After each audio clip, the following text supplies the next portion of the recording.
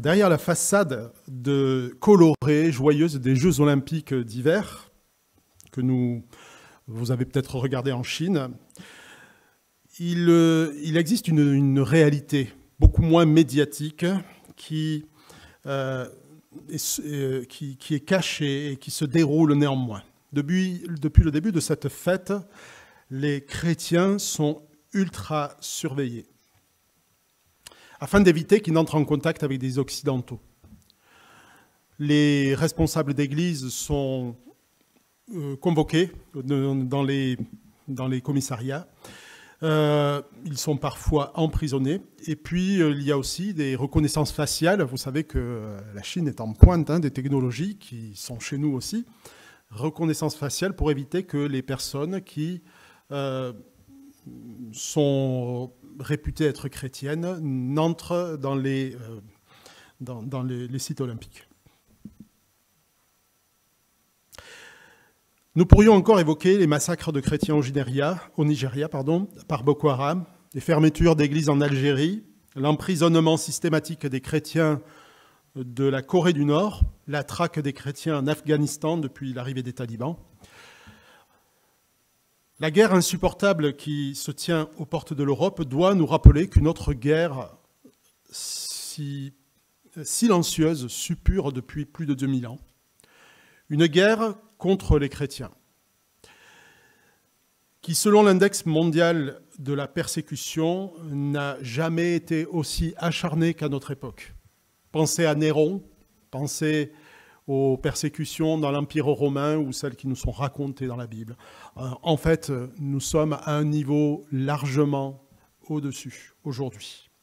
Mais nous ne le voyons pas parce que nous sommes dans un pays qui ne le vit pas. Alors bien sûr, la persécution ne touche pas que les chrétiens, mais elle est paradoxalement beaucoup moins médiatisée, bien qu'on l'entende de temps en temps, mais elle est surtout très intense. Alors pour quelles raisons ce déchaînement de violence contre les chrétiens en particulier? C'est de cela dont je veux parler aujourd'hui. Est-ce que c'est parce que les chrétiens manquent de sagesse?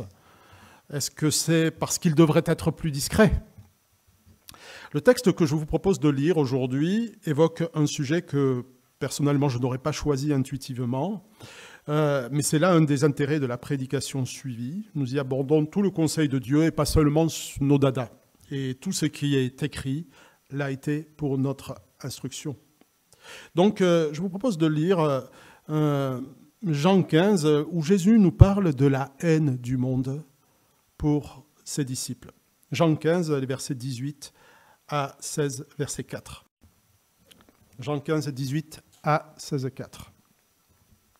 Si le monde a de la haine pour vous, sachez qu'il m'a haï avant vous. Si vous faisiez partie du monde, il vous aimerait parce que vous lui appartiendrez. Mais vous n'appartenez pas au monde, parce que je vous ai choisi du milieu du monde, c'est pourquoi il vous poursuit de sa haine. Souvenez-vous de ce que je vous ai déjà dit. Le serviteur n'est jamais supérieur à son maître. S'ils m'ont persécuté, ils vous persécuteront vous aussi. S'ils ont gardé mes paroles, ils garderont aussi les vôtres. Mais c'est à cause de moi qu'ils agiront ainsi, parce qu'ils ne connaissent pas celui qui m'a envoyé. Si je n'étais pas venu et si je ne leur avais pas parlé, ils ne seraient pas coupables, mais maintenant leur péché est sans excuse. Celui qui a de la haine pour moi en a aussi pour mon Père. Si je n'avais pas accompli au milieu d'eux des œuvres que jamais personne d'autre n'a faites, ils ne seraient pas coupables. Mais maintenant, bien qu'ils les aient vus, ils continuent à nous haïr, et moi et mon Père. Mais il fallait bien que s'accomplisse cette parole écrite dans leur loi, ils m'ont haï sans raison. Quand le défenseur sera venu, celui que je vous enverrai d'auprès du Père, l'Esprit de vérité qui vient du Père, il rendra lui-même témoignage de moi. Et vous, à votre tour, vous serez mes témoins, car depuis le commencement, vous avez été à mes côtés. Je vous ai dit tout cela pour que vous soyez préservés de toute chute, car on vous exclura des synagogues. Et même l'heure vient où tous ceux qui vous mettront à mort s'imagineront rendre un culte à Dieu. Ils en arriveront là parce qu'ils n'ont jamais connu ni mon Père ni moi. Je vous ai annoncé tout cela d'avance pour que lorsque l'heure sera venue pour eux d'agir ainsi, vous vous rappeliez que je vous l'ai prédit Je ne vous en ai pas parlé dès le début parce que j'étais encore avec vous. Voilà, jusque-là, la parole de Dieu. Je vous invite à prier. Seigneur, nous voulons te prier pour que tu viennes toucher nos cœurs par ta parole et par ton esprit. Seigneur, au-delà des mots qui sont prononcés, Seigneur, tu sais chacun où nous en sommes et tu sais où rejoindre les tréfonds de notre cœur pour que nous puissions te glorifier, t'aimer plus. Nous te remettons cette œuvre spirituelle et invisible que tu fais en nous par ton esprit. C'est dans le nom de Jésus que je te prie. Amen. Alors ce texte fait suite à la parabole de Jésus sur la vigne et les sarments.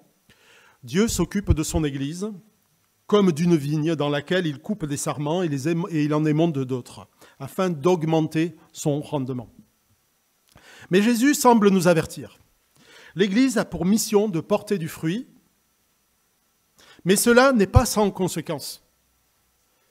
Il se peut que pour le monde, ce fruit ait le goût du vinaigre. Est-ce que nous sommes prêts à cela ? Alors, j'ai prévu 3 points. Le monde est ce qui ne lui appartient pas. Le monde est, deuxième point, parce qu'il ne connaît pas celui qui nous envoie. Et la haine du monde est inévitable et même nécessaire. Alors, à vrai dire, lorsque je parle avec des personnes dans les rues d'Istres ou à la sortie de l'école, je ne vois personne me haïr. Mes voisins sont très bien, du moins les nouveaux. Et lorsqu'on parle de tout, de rien, de l'actualité, il n'y a pas de haine. Dans ma famille, c'est à peu près la même chose. Il y a des tas de personnes formidables en dehors des églises. Et nombre d'entre elles sont très inspirantes. Et on a vraiment envie d'être leurs amis. Mais beaucoup ont même des qualités admirables qui forcent le respect, même des chrétiens. Mais est-ce que Jésus ne serait pas excessif ? Jésus nous fait une promesse. Le monde est ce qui ne lui appartient pas. Si vous faisiez partie du monde, nous dit le verset 19, le monde vous aimerait parce que vous lui appartiendriez, mais vous n'appartenez pas au monde parce que je vous ai choisi du milieu du monde. C'est pourquoi il vous poursuit de sa haine. Alors est-ce que c'est bien de haine dont parle Jésus ? N'est-ce pas une erreur de traduction ? On a envie de changer ce mot qui dérange. En fait, il s'agit du mot en grec miséo, qui a donné misogyne, misanthrope, et dans le grec ancien, la définition, elle tient en 2 lignes, haïr, détester. Il n'y a pas de sens caché ou second, il n'y en a qu'un. Est-ce que Jésus ne serait pas un peu trop tranché dans ses propos ? Il a l'habitude de le faire. Dans notre contexte protégé en France, il est assez rare que nous soyons exposés à cette haine. D'abord parce que les lois sur la laïcité nous protègent encore. Ensuite parce que la tolérance est une valeur qui est à la cote dans notre société postmoderne. Et enfin parce que nous sommes dans une démocratie qui, par définition, se doit d'accepter tous les avis, quels qu'ils soient, et de les recevoir. Mais si notre pays devenait totalitaire, et c'est le cas de la plupart des pays que j'ai cités, en serait-il de même ? Un jour, alors que nous lui proposions de faire une semaine de travaux d'utilité publique et de spectacles de rue, ça s'appelle un City Station, le maire d'Alès nous a répondu « Mon père me disait que nous devons recevoir tous les avis, même si on n'est pas d'accord. » Alors c'était très motivant, mais il nous a quand même donné la possibilité d'organiser cette semaine avec la municipalité. On a fait un contrat dans lequel on a pu annoncer l'évangile dans les rues et aider à des travaux d'utilité publique, comme nettoyer les bords du Gardon, qui sont très sales. Alors beaucoup de gens étaient intéressés par les spectacles, les mimes, les chorégraphies. Mais dès que nous annoncions la couleur, dès que nous ouvrions la Bible, dès que le mot de Jésus était présenté, déclaré, rares étaient ceux qui restaient écoutés. Les parents prenaient la main de leurs enfants et fuyaient un petit peu comme on le fait devant les sirènes qui annoncent un bombardement. Il y en a même un qui s'est... j'ai le souvenir d'une expérience où mon copain Luc annonçait l'Évangile. Et il y avait une grande queue sur la place Gabriel-Péri, pour ceux qui connaissent à Alès. Une grande queue devant le film « Mais qu'est-ce que j'ai fait au bon Dieu ?» Vous savez qu'il y a eu tant de succès. Tout le monde entendait et tout le monde restait les yeux dans le vague ou fixés sur l'affiche « Qu'est-ce que j'ai fait au bon Dieu ?» C'était une expérience étonnante. Il y en a même un qui s'est mis en colère et qui a dit à tout le monde « Mais on est en France et vous laissez faire ça ! Qui vous a donné le droit ?» Et un pasteur que je connais de l'église Unépref, Pascal Gonzalez, pour ceux qui le connaissent, a dit « Mais le droit, nous le prenons. » Pourquoi ces réactions ? Peu de gens achoppent sur le fait que l'on croit en Dieu. Si vous dites que vous êtes croyant, la plupart trouveront ça cool. Si ça te fait du bien, pourquoi pas ? La culture postmoderne aime la pluralité d'opinions, dans la mesure où cela reste privé. Mais dès que nous allons sur le terrain, dans le monde, les sourires se crispent. Et dès que vous évoquez la Bible ou Jésus, une certaine hostilité peut surgir. Ce n'est pas systématique, mais ça arrive.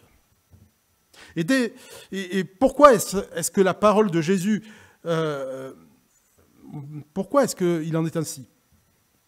Parce que la parole de Jésus est clivante. C'est un mot qu'on n'aime pas aujourd'hui, clivant. Elle est clivante, elle confronte, elle prétend à une vérité qui dérange, une vérité contre tous les autres. Aujourd'hui, prétendre à une vérité unique, c'est suspect, plutôt suspect et signe d'intolérance. Mais notre société n'est pas aussi tolérante qu'elle le dit. Elle n'aime pas ceux qui ne se conforment pas à sa pensée. C'est un phénomène bien connu qui a fait chanter à Georges Brassens, vous savez, « Les braves gens n'aiment pas que l'on suive une autre route qu'eux ». Mais il y a quelque chose de plus, une ligne de démarcation plus nette encore que la frontière entre l'Ukraine et la Russie. C'est celle qui sépare deux visions du monde, le royaume de Dieu et le monde. Cette frontière, elle passe par les cœurs et elle dit à quel maître nous appartenons.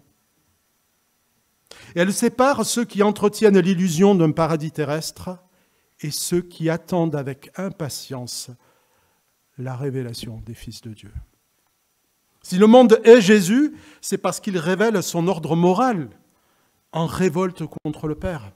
Jésus disait dans le chapitre 7 qu'on a vu maintenant il y a quelques mois, « Le monde me déteste parce que je témoigne que ses œuvres sont mauvaises. » Les disciples de Jésus génèrent normalement le même type d'opposition parce qu'ils le suivent et ils portent une même croix.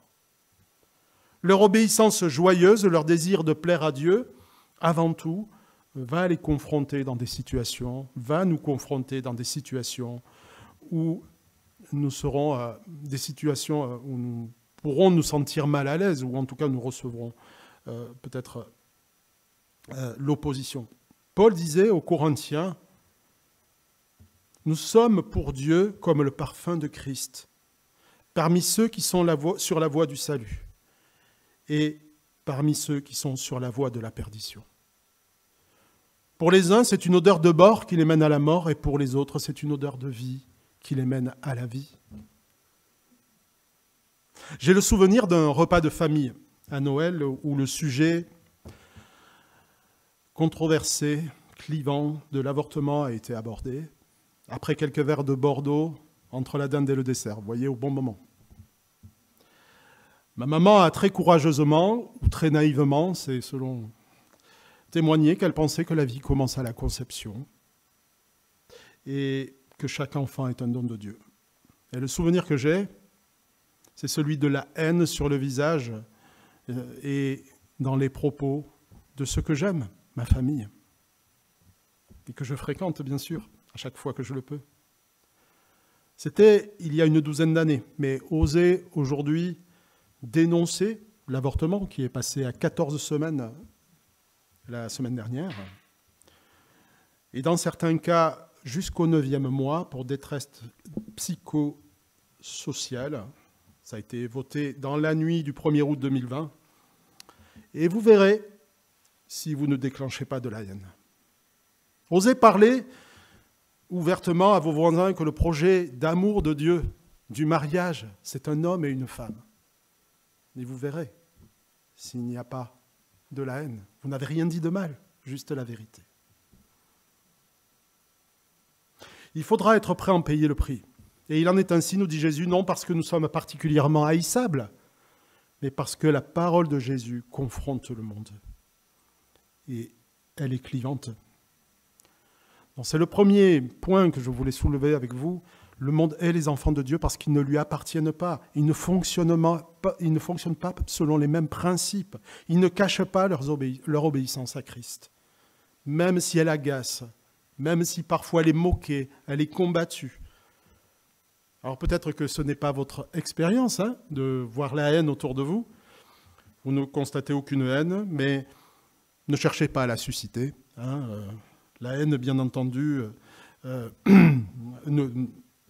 existe aussi parmi les chrétiens, il faut le reconnaître, des gens qui manquent de sagesse et scandalisent plus qu'il ne le faut.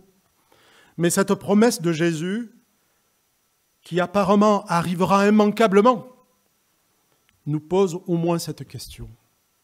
Sommes-nous des témoins ou est-ce que nous nous fondons facilement dans le monde? C'est une question importante que nous devons nous poser chaque jour. Face au rejet pour la cause de Christ, le réflexe naturel, c'est le repli sur soi. Et c'est de le prendre personnellement. Mais j'ai trouvé, pour ma part, il y a quelques années déjà, un grand réconfort dans les paroles que Jésus nous donne dans ce passage au verset 21. C'est à cause de moi qu'ils agiront ainsi, parce qu'ils ne connaissent pas celui qui m'a envoyé. Ce n'est pas nous qui sommes rejetés, mais c'est Christ. C'est le deuxième point. La haine de Christ et de ses disciples vient du fait que le monde ne connaît ni Jésus, ni le Père. S'il le connaissait, il n'agirait pas ainsi. Valérie est infirmière formée en diabétologie. C'est toujours le cas, même si tu ne le pratiques plus. Et elle me disait que la plus grande des maladies dans ce genre de pathologie, c'est le déni. On veut vivre comme si on n'était pas malade, parce qu'on ne se sent pas malade. Et cette attitude est tragique. Les gens ne veulent pas se soigner. Et ce déni génère de l'énervement contre les personnels soignants. Ça. Le monde est dans un déni. Il n'aime pas qu'on lui dise qu'il est en état de mort spirituelle. Et c'est pourquoi cette maladie ne se voit pas. Elle est spirituelle. C'est pourquoi lorsque l'Évangile confronte les gens à la réalité, ils se rebellent. Ils ne veulent pas perdre les commandes de leur vie. S'ils le connaissaient. Jésus n'est pas venu sauver des justes, mais des pécheurs, des malades. S'ils le connaissaient, ils comprendraient que Dieu veut leur bien éternel. La ligne de démarcation dont je parlais tout à l'heure, entre le royaume de Dieu et le monde, est avant tout spirituelle. Cette ligne sépare ceux qui écoutent le témoignage du Saint-Esprit, et vous avez compris que dans ces chapitres, particulièrement chez Jean, mais dans les chapitres 12 à 17, il est fortement question de l'œuvre du Saint-Esprit. Cette ligne sépare ceux qui écoutent le témoignage du Saint-Esprit et ceux qui suivent leur propre voie. Je ne sais pas si vous avez déjà remarqué à quel point le mot connaissance de Dieu est fréquent chez Jean. Nous le suivons parce que nous connaissons sa voix. Jean 10, moi je suis le bon berger, je connais mes brebis et mes brebis me connaissent, tout comme le Père me connaît et je connais le Père. La promesse que Jésus fait à ceux qui le suivent, je crois que c'est Fabien qui a abordé ce texte, c'est un autre consolateur, l'Esprit de vérité, celui que le monde est incapable de recevoir parce qu'il ne le voit pas et ne le connaît pas.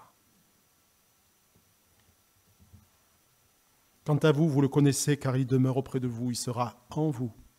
C'est une folie pour le monde de croire à quelque chose qu'il ne voit pas. Mais c'est ainsi, nous dit le Seigneur, que sa sagesse cachée se révèle à ceux qui l'aiment, ceux qui le connaissent. La grande différence et le privilège des enfants de Dieu, c'est qu'ils le connaissent. Le Sauveur qui les a délivrés de leur déni, de leur pathologie, et les a sortis d'une vie sans but. Alors, notre texte nous dit que vous n'êtes pas du monde. Ça ne signifie pas que nous ne lui avons jamais appartenu, mais que Jésus nous a choisis, verset 19. Nous n'avons donc aucun mérite et par rapport aux autres, c'est un choix délibéré, une grâce. Il ne s'agit pas d'une simple adhésion théorique à un ensemble de valeurs grossièrement acquises. Je ne connais pas mon épouse parce que j'ai entendu parler d'elle. Je la connais parce que j'interagis avec elle. Elle me connaît, parfois j'aimerais pas, mais son avis a une influence sur ma vie. Plus je la fréquente, mieux je l'apprécie. Et les événements que nous vivons ensemble forgent une expérience forte, commune, de sorte que mon existence devient de plus en plus dépendante d'elle. Et sans elle, je n'ai plus d'histoire. À plus forte raison en est-il, de même pour ceux qui connaissent Christ. Connaître Christ, le Père, entendre la voix du bon berger, connaître le Saint-Esprit, sont autant d'expressions qui visent vers une même expérience. Celle du Saint-Esprit qui parle à nos cœurs. Plus nous écoutons sa voix et plus nous apprenons à le connaître et à l'aimer. L'œuvre du Saint-Esprit consiste entre autres à rappeler tout ce que le Seigneur a enseigné. Et quand vous entendez un verset qui vous revient dans une situation à propos, je le disais, je crois, à l'étude biblique, posez-vous la question, si ce n'est pas le Saint-Esprit qui vient vous rappeler sa parole. Ne négligez pas ce rappel. Je prie à chaque fois que je me présente devant vous que personne ne voie ni Marc-Henri, ni Nathan, ni David, ni Fabien, d'autres encore, ou moi-même. Je prie que le Saint-Esprit nous parle. Et je suis sûr qu'il le fait. Mais le recevons-nous en tant que tel? Derrière les paroles des hommes, qui sont des paroles d'hommes, le Saint-Esprit parle avec sa parole. Avons-nous conscience que le Saint-Esprit parle à son Église chaque fois que la parole de Dieu est ouverte et surtout respectée? L'Esprit de vérité qui vient du Père rendra lui-même témoignage de moi, nous dit le verset 26. Et vous, à votre tour, vous serez mes témoins. Je reconnais qu'une voix me rappelle sans cesse ce que les autres doivent faire avec la Bible. Mais il y a une voix qui m'est plus difficile d'écouter. C'est celle qui me dit ce que je dois faire. Rendre témoignage à Jésus dans tous les domaines de ma vie. Un enfant de Dieu ne peut pas définitivement résister à cette voix. Le Saint-Esprit rend témoignage à Jésus, verset 27, et parce qu'il prend de ce qui est à Jésus pour nous l'annoncer. Il est difficile pour un chrétien de ne pas témoigner, malgré la promesse d'en récolter la haine. C'est ce qui pousse des frères et des sœurs à malheureusement être enfermés. Ils pourraient rester plus discrets et penser dans leur cœur. Ça suffit, je prie dans mon cœur. Mais ils ne peuvent pas. Si nous avons mis notre joie dans le Seigneur, si nous le connaissons désormais, le plus cher désir de notre cœur est de plaire à celui qui a changé nos vies. Quand bien même nous voudrions faire autrement, nous ne le pourrions pas indéfiniment. La haine du monde vient avant tout de son ignorance. Donc n'ayons pas de haine pour ce monde. Nous n'avons pas été meilleurs, nous avons juste reçu une grâce. Mais quant à nous, écoutons ce que l'Esprit dit à l'Église, d'autant plus que nous voyons s'approcher le jour.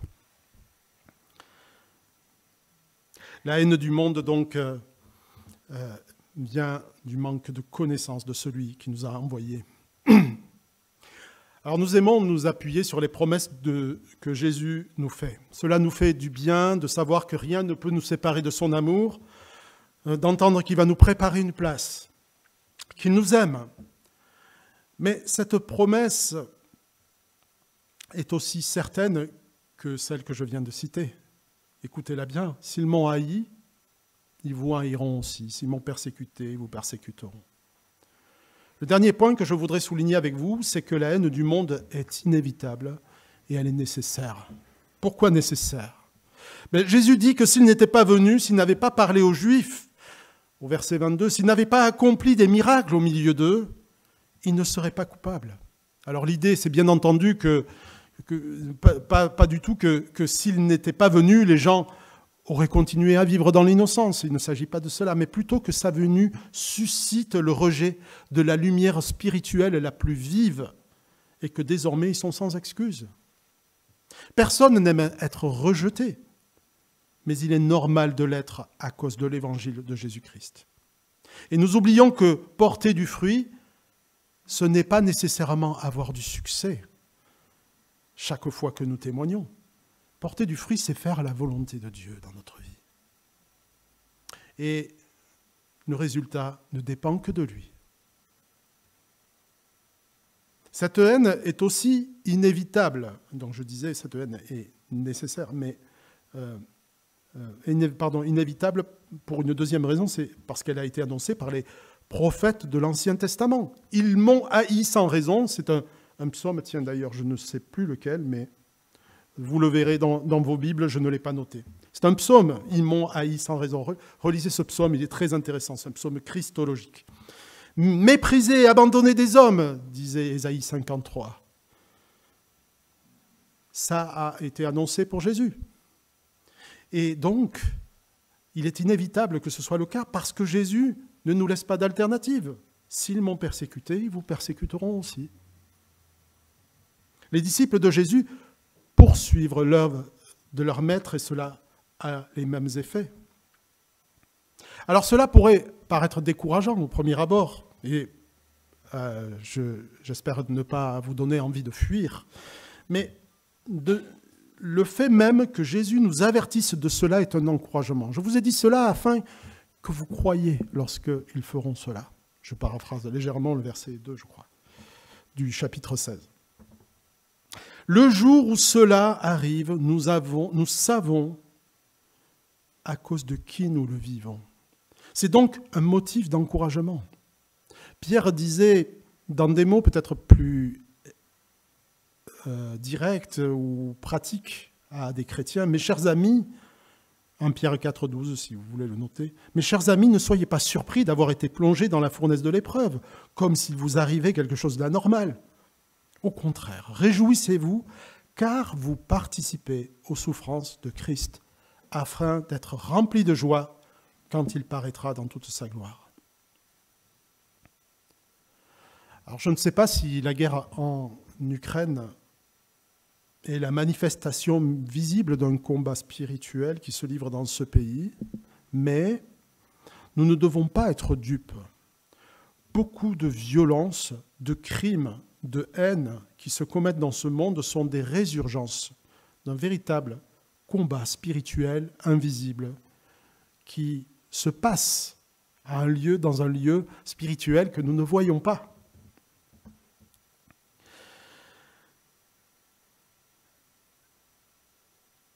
Ce combat ne se livre pas entre des enfants de Dieu et ceux du diable, ne nous trompons pas.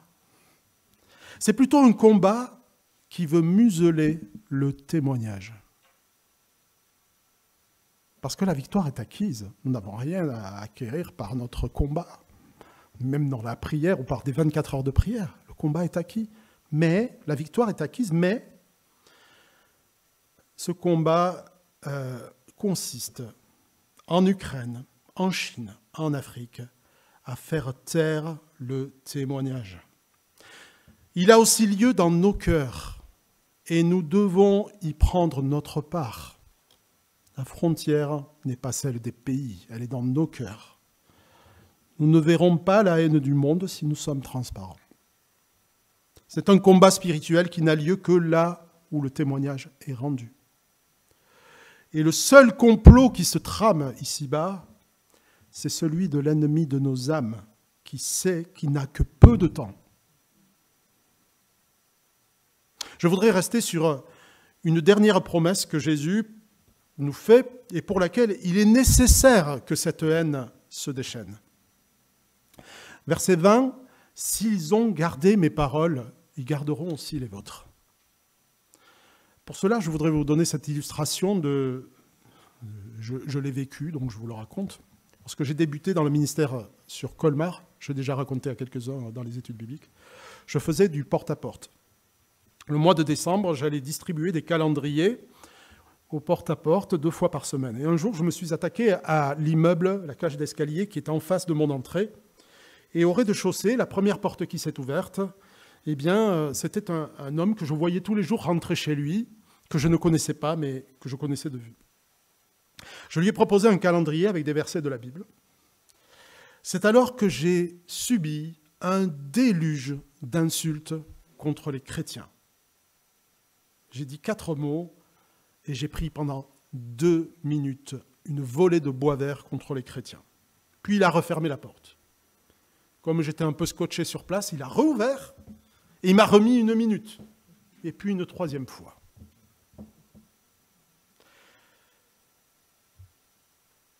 Au final, j'ai donc fini la cage d'escalier et je suis rentré chez moi un peu sous le choc, je vous l'avoue. Le lendemain, je devais repartir. Mais, vous l'imaginez, je n'en avais pas envie. Je ne voulais pas revivre ce genre d'expérience. C'est alors que dans un temps de prière, j'ai senti très clairement que le Seigneur me demandait d'y aller quand même. Alors je suis entré dans une autre cage d'escalier, un peu plus loin. Et même si j'avais prié au début, je vous avoue que j'espérais qu'une chose, c'est que personne n'ouvre. Une porte à ouvert. Une porte à ouvert.